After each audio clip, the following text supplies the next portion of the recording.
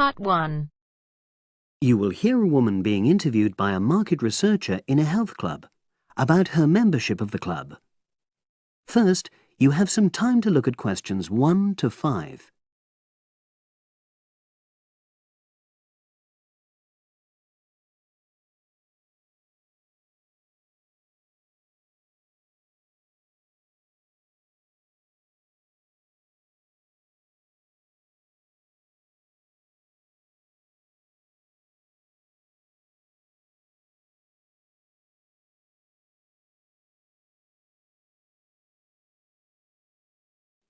Now we shall begin. You should answer the questions as you listen, because you will not hear the recording a second time. Listen carefully and answer questions 1 to 5. Oh, excuse me. I wonder if you'd have the time to take part in some market research. What's it about? About this club and your experiences and opinions about being a member. It'll take less than 5 minutes. Oh, OK then, as long as it's quick. Can I start by taking your name? It's Selina Thompson. Is that Thompson? Yes. Okay, great. Thanks. And what do you do for a living? Well, I'm an accountant, but I'm between jobs at the moment. I understand. But that's the job I'll put down on the form. And would you mind my asking which age group you fall into? Below 30, 31 to 50, and above?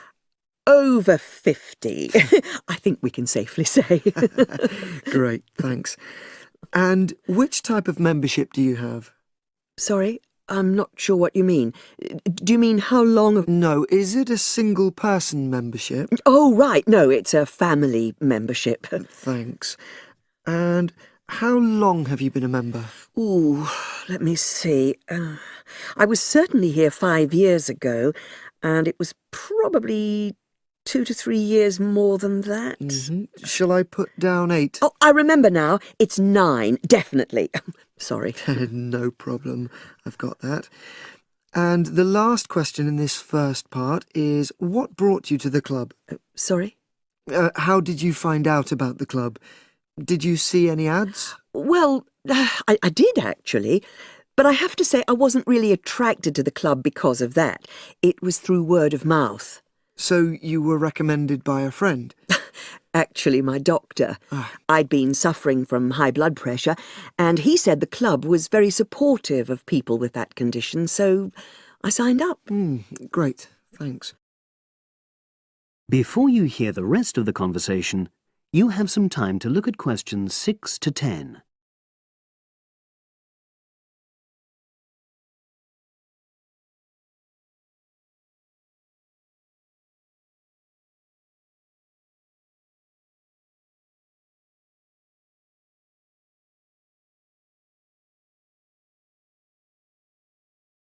Now listen and answer questions 6 to 10. Now, for the second part of the form, I want to ask a bit more about your experience of the club. Sure. How often would you say you use the club? It varies enormously, depending on how busy I am. Of course. But on average, per month? I'd say it averages out at twice a week. OK, so 8 on average. Yeah, and 4 of those are aqua aerobics classes. That leads me to the next question. Would you say the swimming pool is the facility you make most use of? Fair to say that, yep. Right, thanks. And are there any facilities you don't use? One area I realise I've never used is the tennis courts. And there's one simple reason for that. You don't play tennis? Actually, I'm not bad at it. Oh. It's that I'm not happy having to pay extra for that privilege. Oh, right. I've made a note of that. Thanks. Now, in the last section, are there any suggestions or recommendations you have for improvements to the club? Only about health and fitness? Anything at all? Well, I'd like to see more social events. Ah, It isn't just a question of getting together for games or classes, but other things, you know. yes, sure. And another thing that I was thinking, when I had my yoga class in the gym last night, we were all sweltering in the heat, was that I think they should put in, or, Air conditioning. that's exactly what I mean. The rooms are really light and well designed, but they do need proper installations. Sure. Well, I've made a note of that. Good. So, is there anything else you'd like to suggest?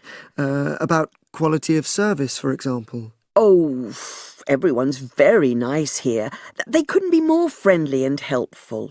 Oh, but I tell you what, it's a shame the restaurant isn't open in the evening on Saturday, and Sunday as well, for that matter. Ah. So, the club should... Open it later on those days. OK. Well, thank you very much. That's all the questions I have.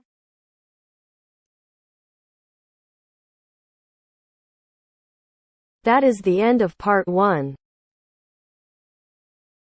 You now have half a minute to check your answers.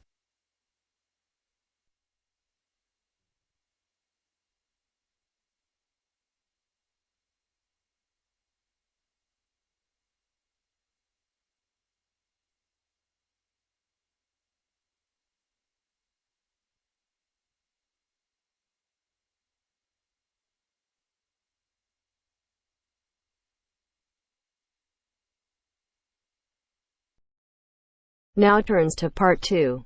Part 2. You are going to listen to two students talking about a presentation on time management. First, you have some time to look at questions 11 to 15.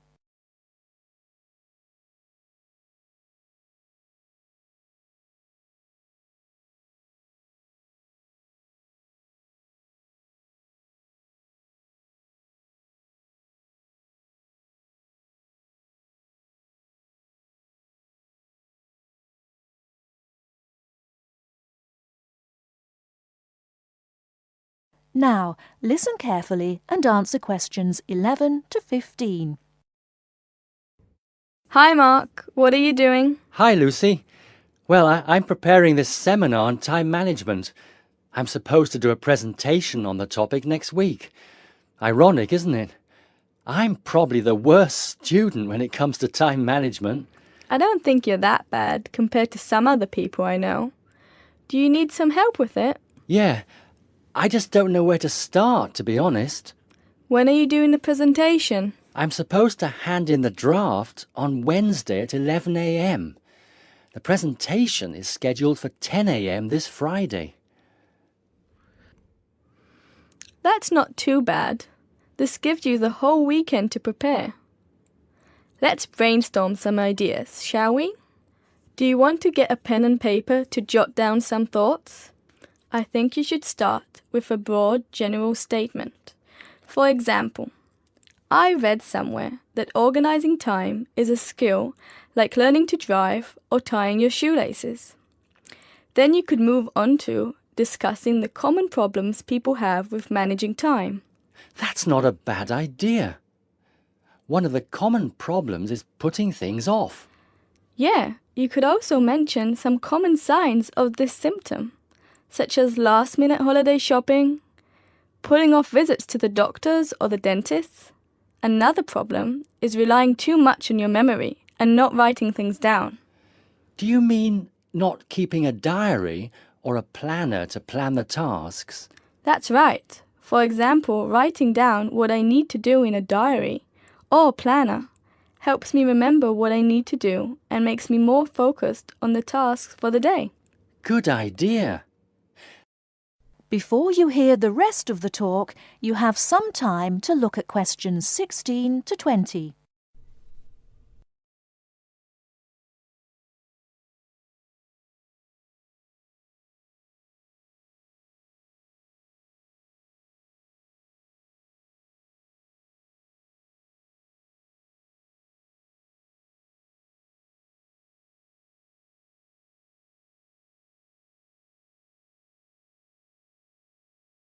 Now listen and answer questions 16 to 20.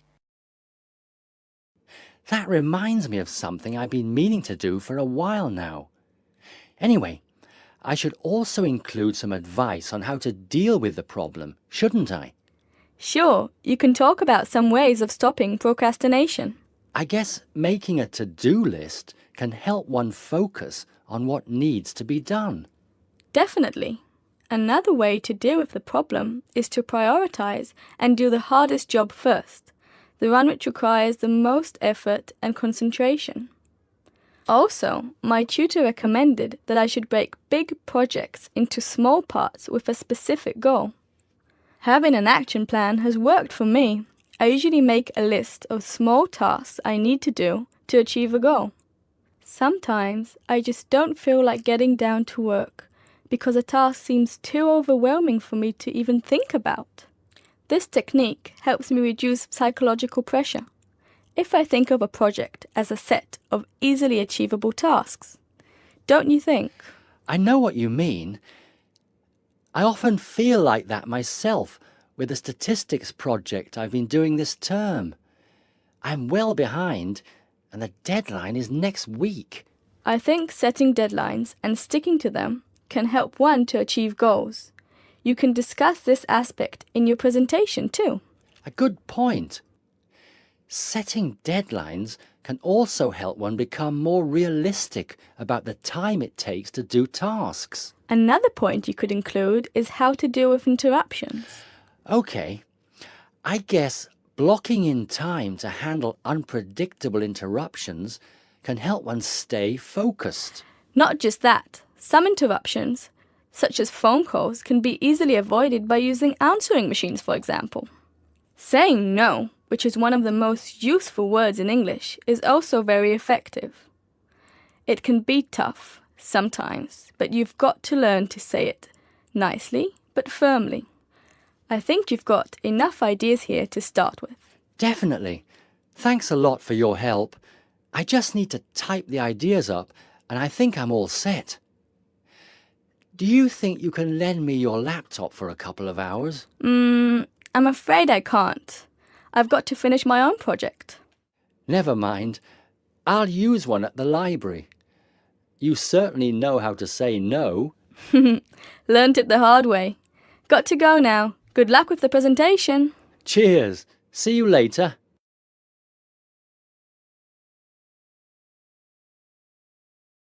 That is the end of part 2. You now have half a minute to check your answers.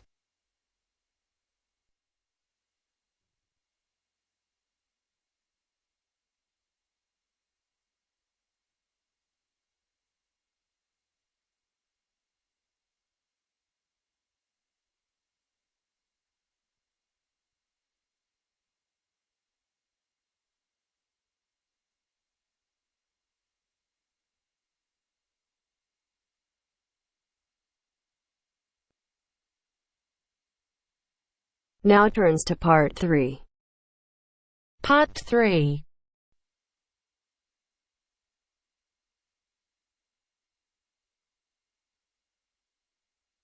Now turns to part 3. Part 3.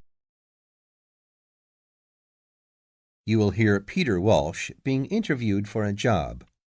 Listen and choose the correct answer for each question. First, you have some time to look at questions 21 to 25.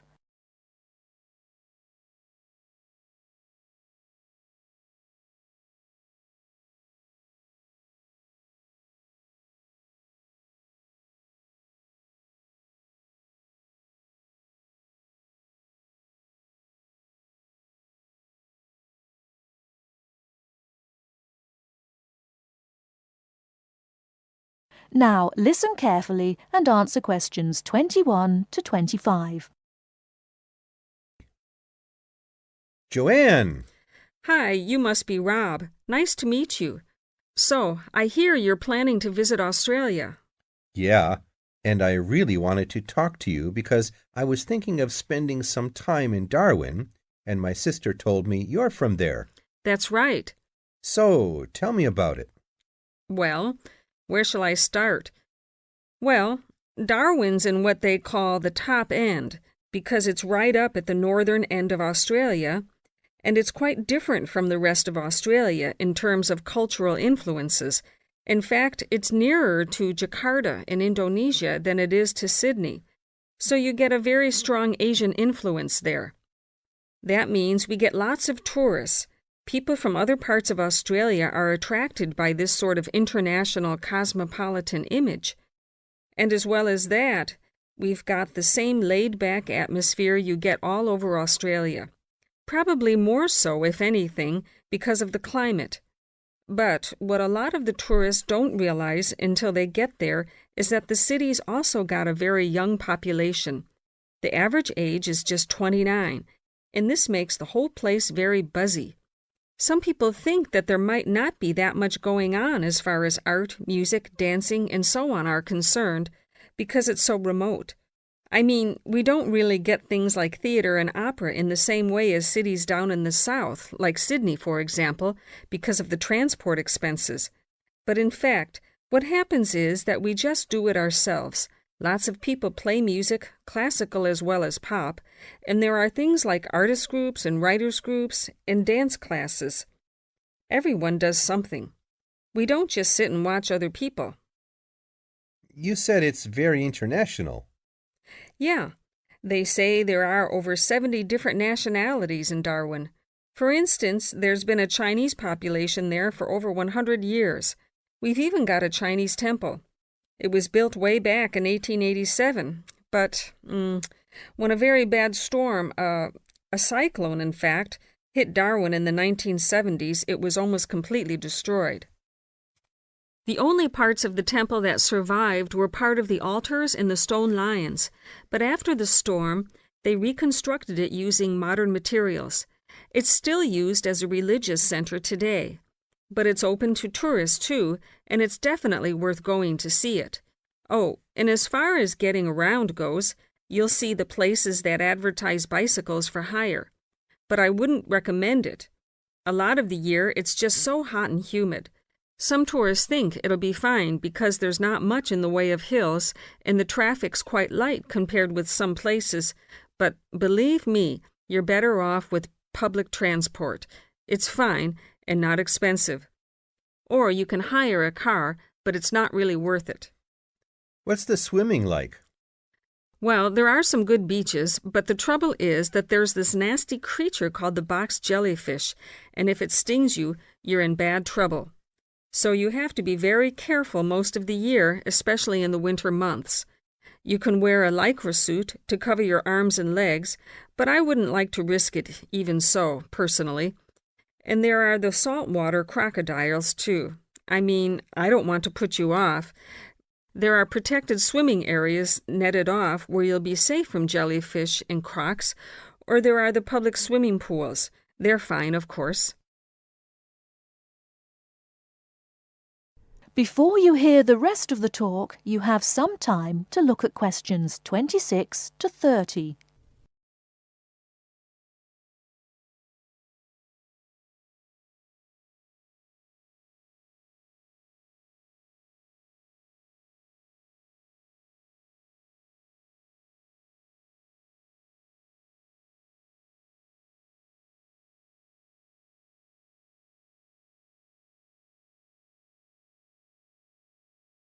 Now listen and answer questions 26 to 30.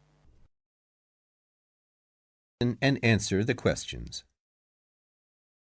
Please sit down, Mr. Walsh. My name's Jane Swain, and I'm the personnel manager. Hello, how do you do? Now, this is just a short preliminary interview. I'd like to chat about your present job and what you've done up till now. Yes, of course. Well, could you tell me how long you've had your present position in Weston's? It is Weston's, isn't it? Yes, that's right. I am not sure. Let's see. I left university in 2005. Is that right? Yes, 2005. Then I was unemployed for about 3 months. And then I traveled round America for a few months. So, yes, it must be about 3 years now, in fact. Yes. And have you any particular reason for wanting to change jobs? I mean, why do you want to move? Well, I actually like my present job and still find it interesting and stimulating. The salary's okay, so it's nothing to do with money, though you can always do with more. I suppose the thing is that I'm really very ambitious and keen to get promoted, so that's the real reason. You say you like your job. Can you tell me what aspect you like most? Oh, my dear, that's difficult. There are so many things. The other people are great. There's a good cooperative atmosphere. I mean, among the staff, and compared to other companies, the conditions are great. I mean, the office itself and the working conditions. And then there's the fact that they give me lots of room for initiative and let me make decisions. You know, that's what I really like most about the job. Yes, well, we're looking for someone like that. You know, someone who isn't a clock watcher and who isn't too concerned about working fairly long hours.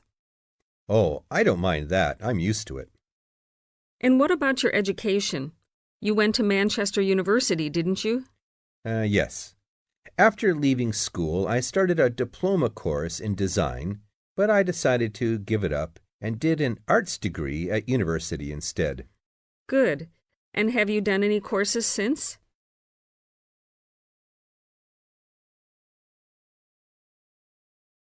That is the end of part 3. You now have half a minute to check your answers.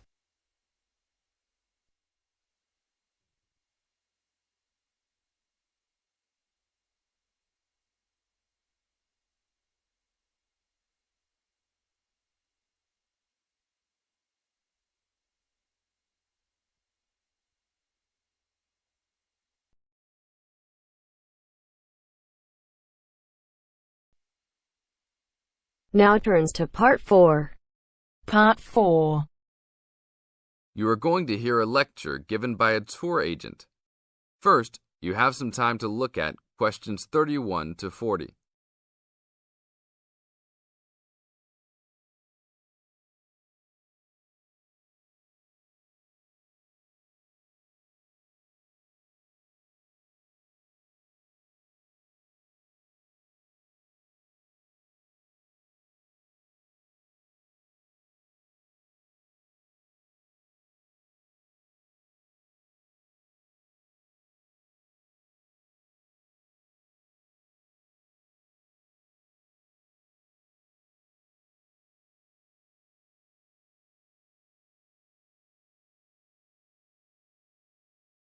Now listen to the tape and answer questions 31 to 40.